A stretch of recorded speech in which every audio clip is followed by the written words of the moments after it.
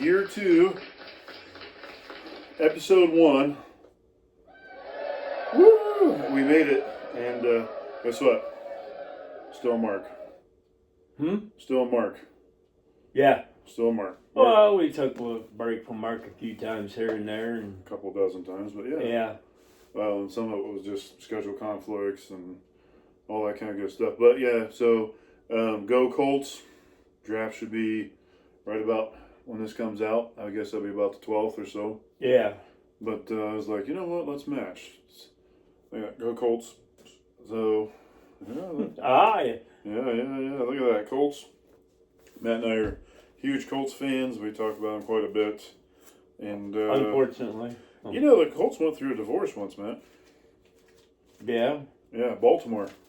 Yeah. 1984. It was a really weird situation where basically the Colts got up and literally they packed up the headquarters.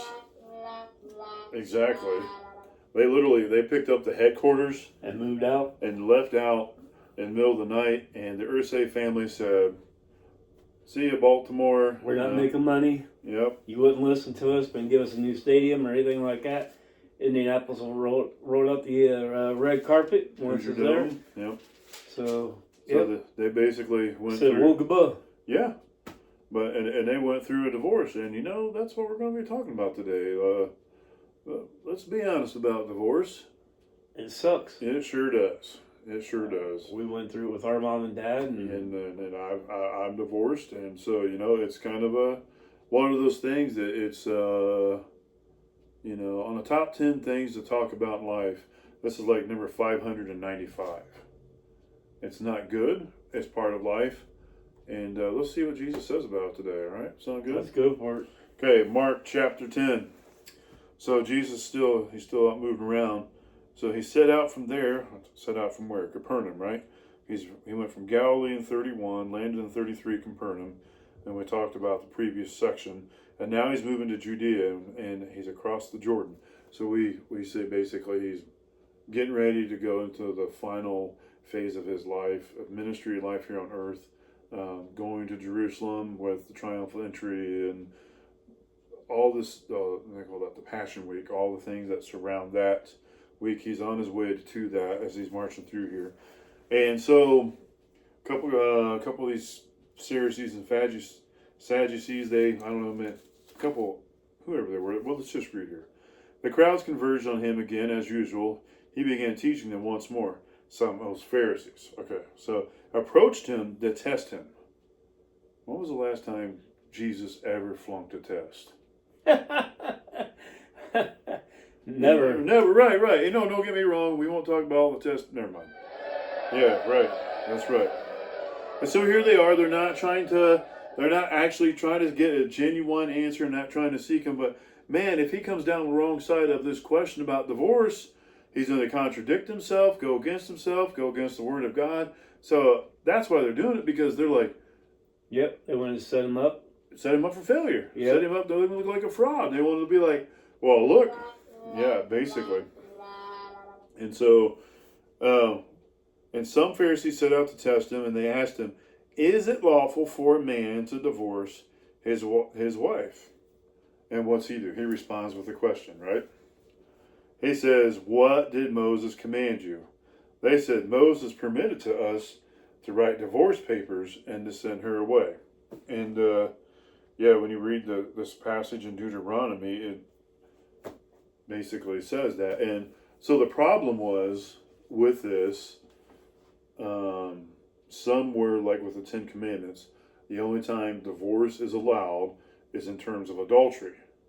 That was one rule of thought. I don't remember. There was 2 schools of interpretation on this. And the other one said, well, if you burnt my brownies on Thursday for my birthday, I could divorce you. Right?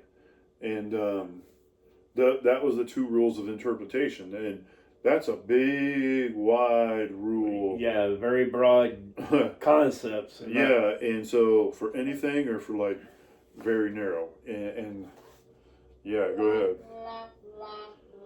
And so Jesus told him, and he said, he wrote this command because of the hardness of your hearts.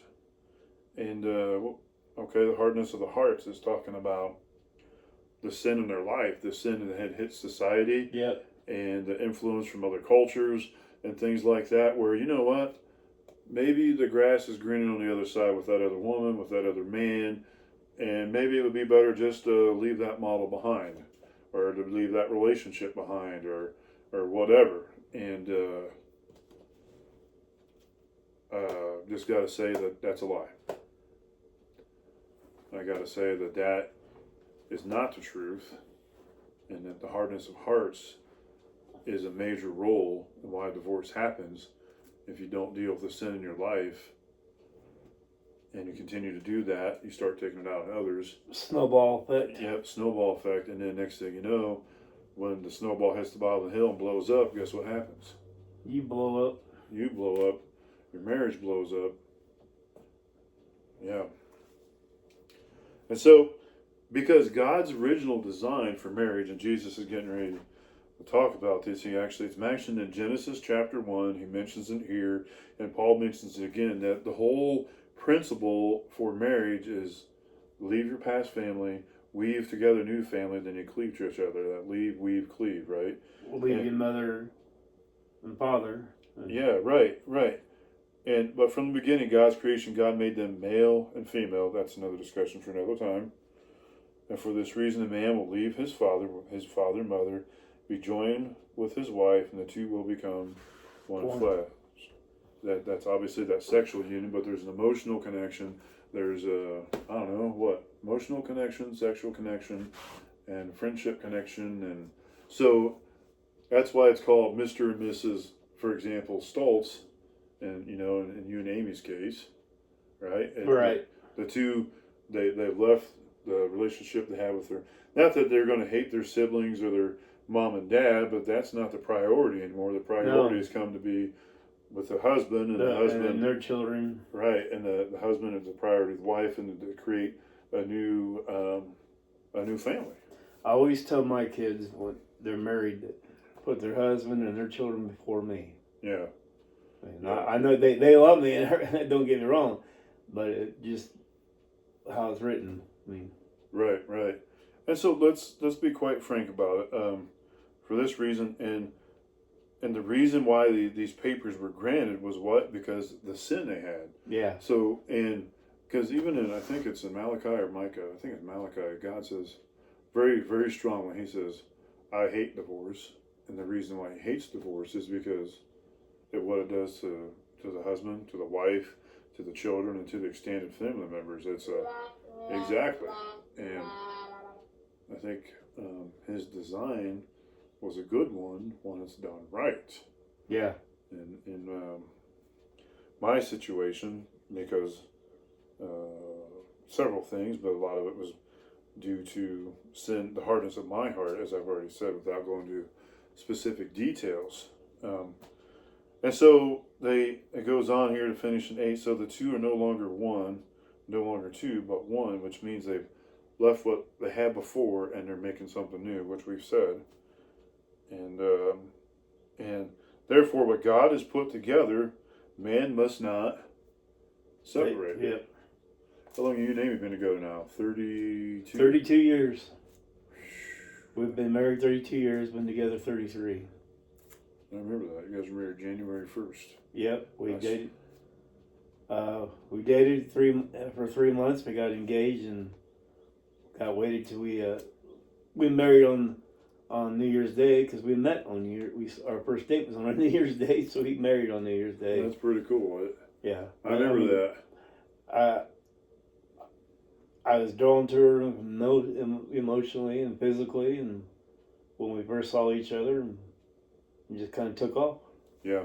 I think God brought you guys together. Yeah, I remember one time at youth camp, they said pray for your spouse, your future spouse, and I did, and she came into my life, and it was the answer of prayer.